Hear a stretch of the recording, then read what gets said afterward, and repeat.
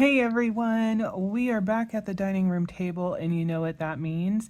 That means, because we've got ourselves a blank little budget sheet here, we are going to be doing our budget with me. And this time we are going to do it for the first pay period of November, which is the 1st through the 15th. So let me get that noted on here. November 1 through 15. Okay. So, auspicious start, because as those of you who have been watching the channel know, one of the main things that we needed to have be a reality for us to have a possibility of paying our Discover card off by the end of the year was for me to be working during November through November. And at this point, that is happening. So I'm really excited about what we see in the future for this and the next pay period, because that's definitely going to impact just how soon in December we'll be able to pay Discover off and then start to look at some of the other debt situations that we need to handle. But we also have some slight adjustments that are happening as well. Now, let me zoom on in so you can see the detail up close. The first one is starting with Mr. M's pay. So the last time we had a situation where his paycheck was less than what we anticipated the minimum, base would be, we ended up dropping that minimum base to $1,875. Well, this particular paycheck is going to be $1,869, and I've got notes over here, so that's why there might be pauses and things like that. 56. Now, we know why this is less than what our expected minimum is, as well as what he typically seems to be bringing in. And that is because when he was ill, when we were both sick at the beginning of the month, last pay period, he also had a couple of days that he ended up needing to take because his was lingering. It resulted, he has, okay, so they have at his work the ability to PA. I can't remember what it stands for. It seems kind of like a comp time maybe. And so like you earn certain amounts of that time for every hour or whatever you actually are working. And so he can call in on a day for his shift and say, hey guys, I'm going to PA for this for today. It is separate from his PTO. So, there's different rules around it, I'm sure. But basically, I don't know if he made an error when entering the information, if it was automatically added for him and an error was made. But the basic issue was he was paid 11 and a half hours and it should have been 12. And so that has resulted in a dip. But even though we know the reason why it's lower than expected, we are going to still change our minimum basis for his paycheck from $1,875 to $1,850. Now, some people may say, hey, this is probably a one-time thing. You know why it happened. It wasn't anything crazy or systemic. There's no reason to be overly cautious in this manner. I certainly understand that perspective, but we have to keep in mind it was our lack of caution that got us into this situation in the first place. So the lesson that I am taking from our situation that we've been in and what we have done to get through it is we are far better suited to overestimate our costs and underestimate our income. That way, if we have a situation like this where the income unexpectedly is less than we are anticipating, the impact of that on us is not as great as it could be. Because if we were looking at doing our budget with the amount that he often does bring in, a $1,900 or $1,925, and now suddenly we're at $1,869. That's a significant drop. So we will be adjusting our expected base amount for his paycheck down to $1,850, and that will have some other ramifications.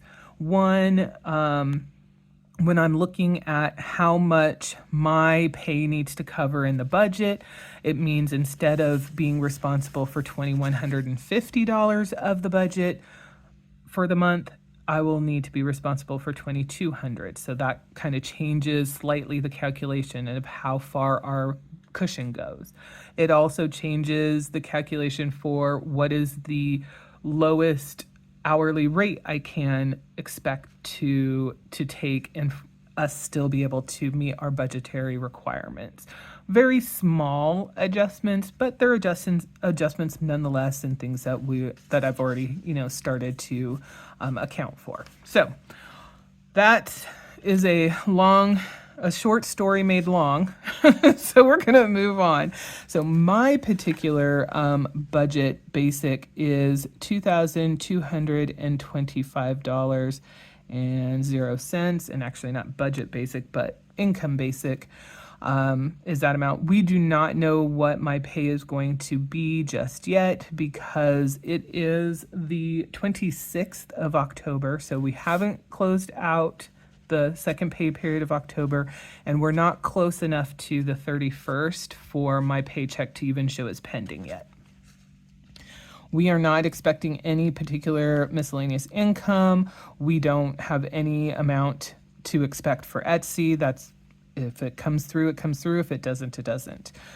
The buffer rollover, however, because we have our spreadsheets and they do are forward looking at this point in time based on what we're trending to see as far as costs coming out, and barring something unexpected happening, we are expecting to have a budget rollover of $200.41. Again, we still have 5 days in the budget or in the budget period left, so that could certainly change.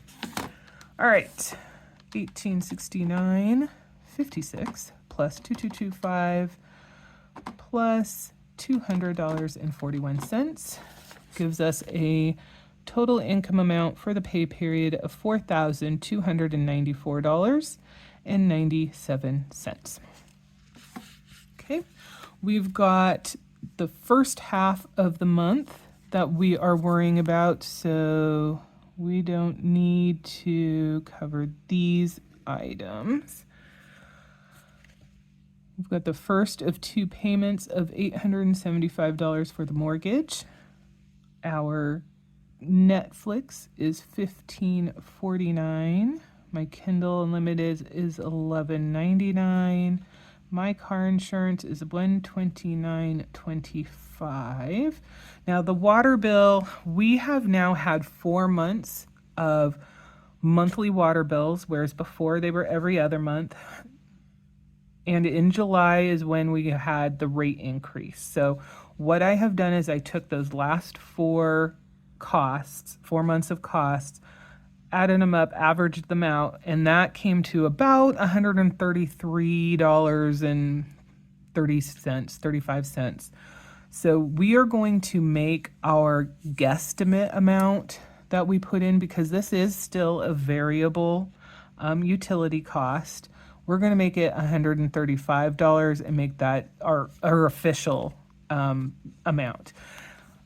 Now, again, we are basing this off of an average. We shouldn't be seeing any costs that are higher than what we were seeing in the summer months, because the summer months are going to be our standard water usage plus what we're using in the garden. So those should be our highest months. If for some reason we are seeing water bills coming through that are going higher than the 135 on a fairly regular basis, just to be safe, that overabundance of caution, will bump this to 140 or maybe even 145, just so that we are assuring ourselves how much of the budget we need and not being surprised by higher costs. Now, Mr. M's car insurance is $255.75. So now we are going to add all of those together. $875 plus $1549 plus $1199 plus $129.25 plus $135 plus $255.75. Okay, so that gives us a total expense amount of $1,422.48. We will subtract that from our total income, which was $4294.97, and that gives us a remaining income amount of $2,872.49. Okay, savings. We do not put any money towards the emergency fund during the first pay period. We'll skip anything about extra savings for now, and we'll just note the basic $200 buffer rollover amount. So our total will be $200 right here, and we'll just add $200 to our running total, which was a negative, which is why I'm doing the add, and that brings it down to $2672.49. I probably could have done that myself, but you know, laziness wins. All right, so first half of the month, first pay period of the month, we do not budget all items for covering and funding. We have certain ones that we are going to be focusing on. So I am looking through and crossing out the ones that we ignore. I think that's everything, but if we missed one, we can always cross it out later. So car maintenance, we will be doing $100. Christmas will get $12. Dining out gets $50. Entertainment gets $50. Garden and yard gets $25. Gas gets $100. Giving gets $5. Groceries gets $200. That is $100 per week. That's being covered during this pay period. Health gets $10. Household gets $25. Licenses gets $11. And taxes gets $20. All right. So not really a lot of difference from any other month, start of the month, but we're going to add all of these together so we can see what the total cost is. I know what it should be, so yes, it added up properly. Okay, so we have $608. And we're going to go ahead again, and the very last amount we had was $2,672.49. So that leaves us with $2,064.49 left. Okay, now we're moving on over here to the debt side, and as you can see, we only have Discover on the list. It is going to get the first of 2 payments of $613 during the first pay period. We'll skip the extra debt amount, so we'll just be noting the $613, and we will add $613 to that. So we are now left with $1,451.49. We've got my guilt-free spending for the pay period of $30. Again, well, I did something weird there, so let's try that again. Subtract 30, which puts us at $1,421.49. And though we are having yard cleanup as our main focus. We are taking a quick break so that we can go to the orchard and get apples for applesauce and cider making. And that is going to be $100 deviated from our normal yard cleanup. This is going to be the second and last pay period that we are going to fund for this. We're going to do $200 total. I'm not really anticipating we're going to need the entire $200, but that should put us in a good place. So we'll swing on back down here, $100, and we can take this and subtract 100 there, which leaves us with $1321.49. Okay, so now we are going to do kind of my favorite part of this, and that is where we triage whatever income we have left over. This may be a little bit different than how a lot of other people do their budgets. I don't know. I don't tend to see people doing this when I'm watching other budgeting channels. So if you're new, what we decided once we had built up our savings, because our budget journey is a little bit different than the typical whose main focus is and always has been debt reduction, we needed to create a big savings cushion first, because essentially my income is going to be going away sometime soon. And once we created that cushion, then the idea was to shift over to debt and start bringing that down. But as many people suggested, and is absolutely correct, we didn't and shouldn't turn our back on the savings process, because you can never be too prepared, especially when you're talking about finances and you're talking about loss of income. So to accommodate those two goals that we wanted to tackle, and keep the focus more heavily where we wanted it to, which was on debt, we created this process where we are going to triage any money we had left over after we had fully covered the responsibilities that we have in our standard budget by separating them out into a ratio. So 75% of any money left over was to go to debt, and 25% is to go to savings. Now, we have managed to get to a position where we have a pretty darn good cushion. Obviously, nothing's perfect, and there's always things that could happen, so the more the merrier, but we have a cushion where we feel comfortable that we can, especially at this point in the debt reduction process, change things up just a little bit and start putting a little bit more towards debt and a little less towards savings. So we are now shifting, and we have done that. I think we started doing this in October, to a 90% debt and a 10% savings. Okay, so how are we doing that? We've got our leftover amount here, $1321.49. We are going to subtract 90% from that, which tells us we will have $132 to go towards savings. So we're going to do a quick fix over here, 132. We also know we have the 49 cents left over.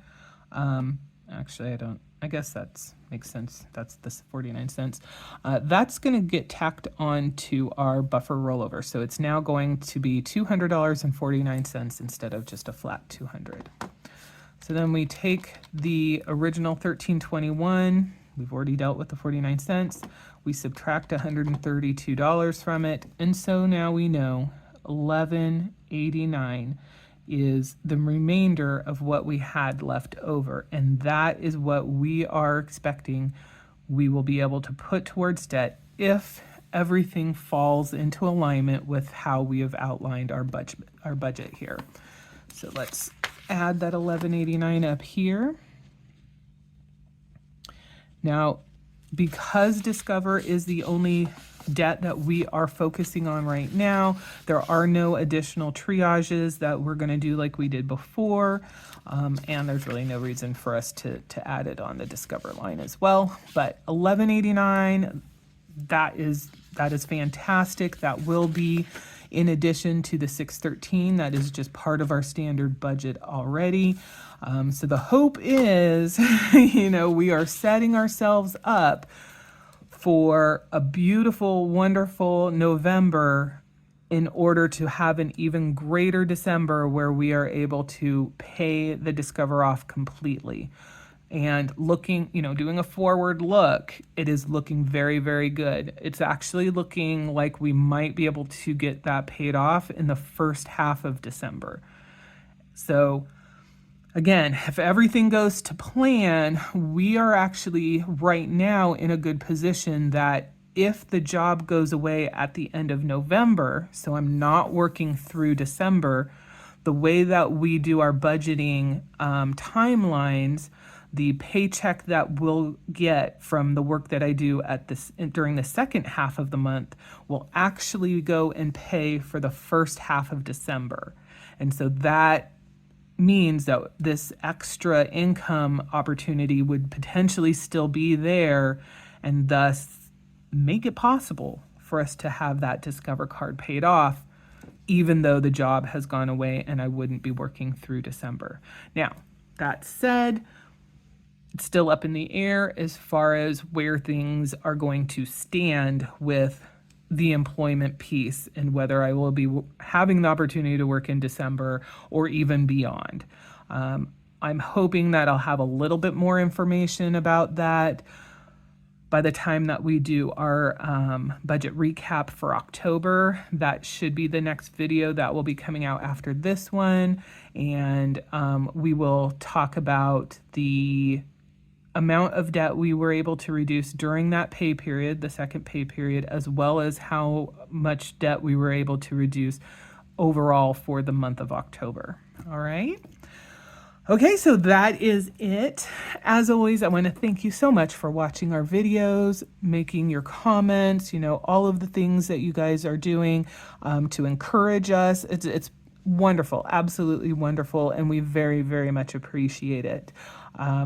That's kind of all I have, so I hope we will see you in the next one.